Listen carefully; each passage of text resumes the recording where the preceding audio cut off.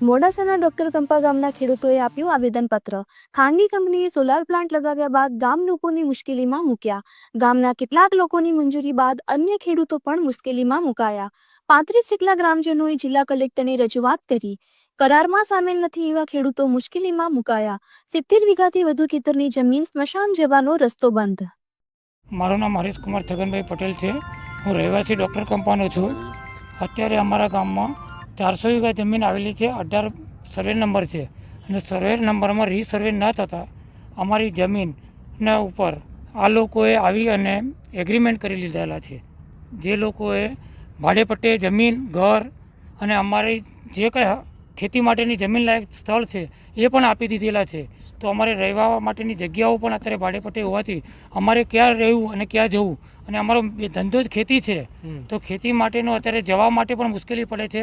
ને કંપનીએ અત્યારે સિક્યુરિટી લગાવી અમારી પોતાની જમીન હોવા છતાં અમે ખેતી કરી શકતા નથી। તો એના માટે સરકારશ્રીને નમ્ર વિનંતી કે એમાં અમને જલ્દીથી જલ્દી ખુલાસો કરે અને અમને ખેતી લાયક જમીન છે અને ખેતી માટે અમને એનો જલ્દીથી જલ્દી અમારો ઉકેલ કરીને આપે। કેટલા સમયથી આ પરિસ્થિતિ થઈ છે સાહેબ? આ પરિસ્થિતિ અત્યારે 15 થી 20 દિવસથી વધારેમાં વધારે એ લોકોએ દબાણ જબરજસ્તી અને કંપનીના જે કંઈ સિક્યુરિટી વગેરે અમને લગાડી અને અમને નુકસાન કરવાનો પ્રયત્ન કર્યા। મોટા મોટા થંભલા પણ ઊભી કરી દીધા છે ઇલેક્ટ્રિકના।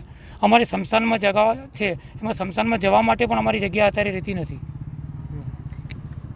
મારું નામ બ્રિજેશ કુમાર દેવજીભાઈ પારસિયા છે। હું ડૉક્ટર કંપા મુલોજનો રહેવાસી છું।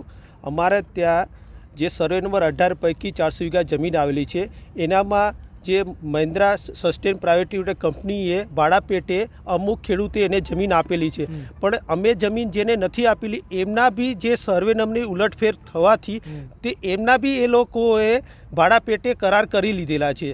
ને આના માટે અમે મામલતદાર અને કલેક્ટરમાં બહુ 4 થી 5 મહિના માટે અમે અરજી કરેલી, પણ અમને કોઈ બી એનું નિવારણ આવેલું નથી। અને અત્યારે જે મહિન્દ્રા સસ્ટેન કંપની છે એમના લોકો અમને રસ્તા ઉપર જે ખેતમાં જવાના રસ્તામાં મોટું એક ઇલેક્ટ્રિકનું ટાવર બી ઊભું કરેલું છે। અમે ઘણીવાર દરસાર કરી છે પણ કોઈ એનું નિવારણ આવતું નથી। તેથી અમે મામલતદાર અને કલેક્ટરને અરજી બી કરેલી છે અને અમે આ માટે અમે જલ્દીથી જલ્દી નિવારણ લાવે તે માટે સરકારશ્રીને અપીલ કરીએ છીએ। કેટલા વીઘા જમીનમાં જઈ શકાતું નથી અત્યારે? અમારે જો રફલી 70 વીઘામાં અમે જઈ શકતા નથી, અને અમારા ત્યાં જે પાણી નિકાલના નાળા છે, જે રોડ જે પહેલાં રોડ હતા એ રોડ બી એ લોકોએ ખોદીને જે નાશ કરી દીધા છે। તે માટે અમે મામલતદાર કલેક્ટરને બી અરજી કરેલી હતી। એને ઇલેક્ટ્રિકનું ટાવર જે ઊભું કરેલું છે તે મામલતદાર ખુદ સ્થળ પર આવીને એમને નિરીક્ષણ કરેલું છે, પણ અત્યાર સુધી એનું પણ કોઈ બી નિવારણ આવ્યું નથી।